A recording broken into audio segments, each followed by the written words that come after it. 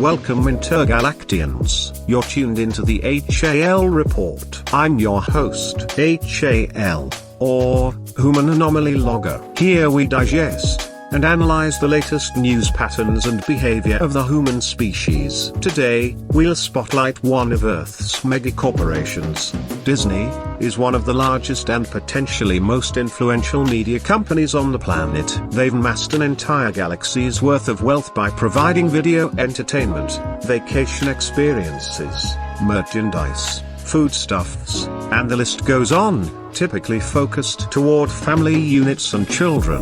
They're under analysis today, because they have also grown to become one of the leading battalions in the war of the woke. Their top generals have finally openly stated their battle plans, and unbeknownst to most movie-going humans, have launched their first salvo, adding unnecessary homosexualized content into children's entertainment. This comes close on the heels of their skirmish with the leader of a colony they call Florida, in which Disney took a hard stance for the ability to utilize brainwashing techniques on younglings. Before we analyze, please be sure to subscribe to the channel for news reports, pop culture analysis, and a general day-to-day overview of the human's native world, Earth. Utilize the Hooman thumbs up button below to initiate a full neurosync, share the video with the nearest planet, and ring the bell so you're notified whenever a new communication is launched. If you're a human, submit a comment with your meaty fingers below.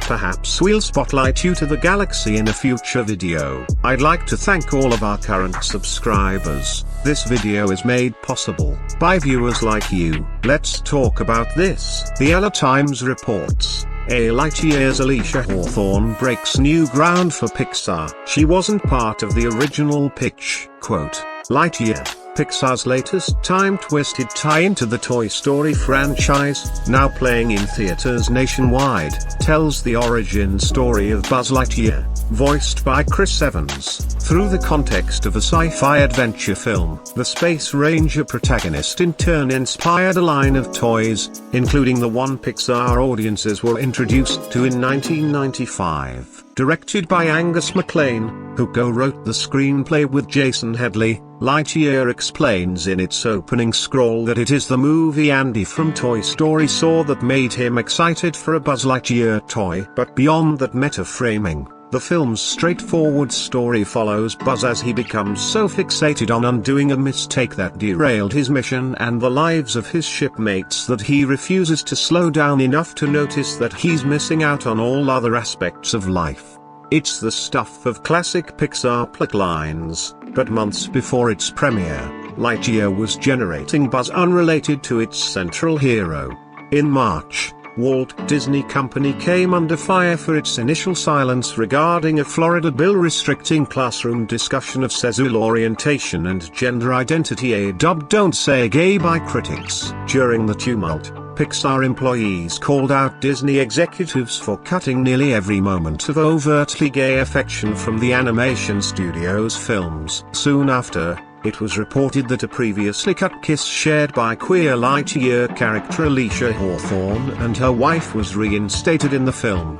The bill itself was an attempt by citizens and their representatives to stem the tide of indoctrination into the cult of the woke by supposed educators. Realizing their absurd tenets are easily lauded as foolish by any being with fully developed neural pathways, the priests and priestesses of the modern religion have set their sights on the young of their species. Utilizing their status and positions of authority, they had begun preying on the innocence of childhood, projecting their own delusional ideas as fact in front of a forcible captive audience.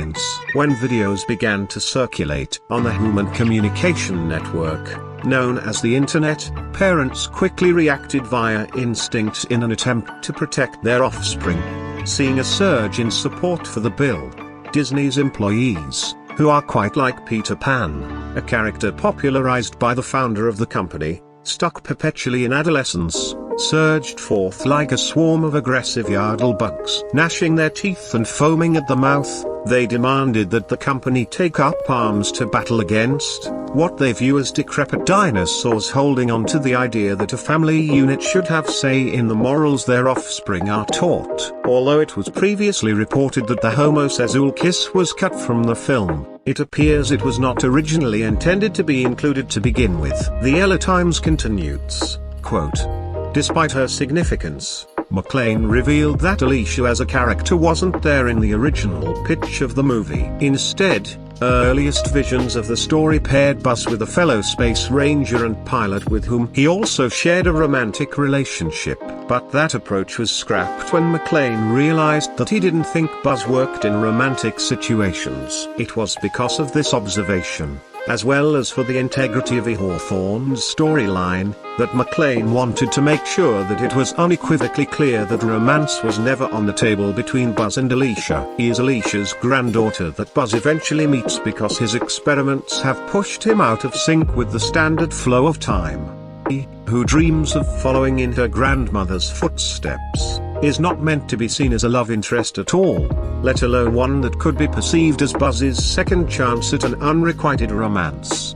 This explanation seems plausible. However, in a children's film, there does not explicitly need to be a reason that two individuals are not romantically involved. Furthermore, does Disney believe that human beings are unable to exist as merely colleagues? What does that say about the mindset of the creators of this media? It feels more like the idea to include gay characters was lauded on high and was shoehorned into this character, later bumbling with the excuse that her briefly displayed, and here I do mean briefly, the indication of her lesbian romance passes in a matter of seconds. Gay affection was a massive plot point. They wax philosophical about how one life's path is no less important than the other, but the visual storytelling part of this religious message is so fleeting, it truly feels more like a means to slip in agenda, than a fluid storytelling mechanism. The Times continues, quote, "So when it was suggested to make Alicia a queer character,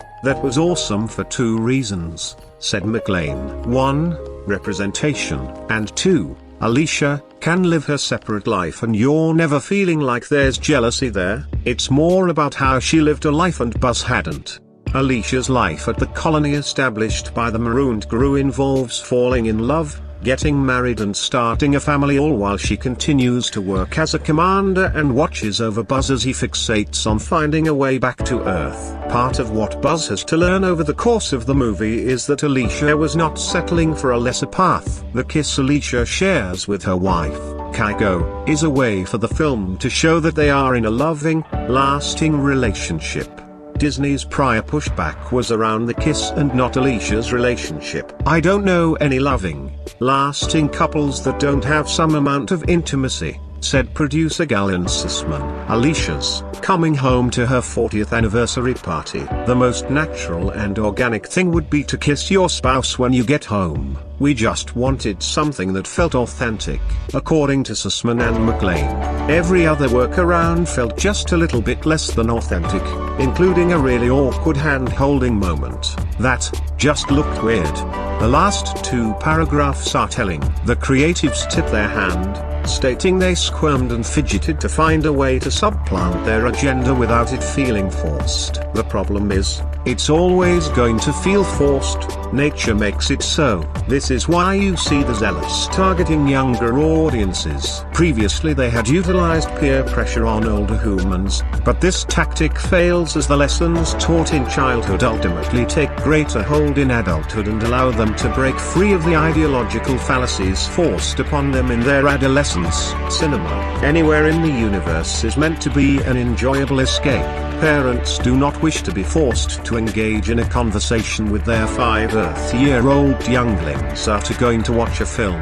Inserting this messaging forces that conversation, and that is what Disney and their creative minions want. The effects of agenda pushing can be clearly seen in the box office numbers for the film's opening weekend. It was estimated the movie would see upwards of $120 million grossed during its first 36 hours of release. However, Many outlets have reported that it was only able to pull in a paltry 50 million, well under that projected amount. Add to this the fact the film is quickly being barred from screening in many countries around the world, and perhaps Disney will begin to feel the pinch. It seems this war of the woke will continue to wage for some time into the future. What do you think? Will you be going to see Buzz Lightyear? Do you agree that gay agenda should be forced upon innocent younglings? Submit your responses via datapad below. As always, be sure to smash that like button, subscribe to the channel, share the communication with a friend, and ring the bell so you never miss a report. Thank you for tuning in. Until the next communication, this has been H.A.L. reporting from Earth.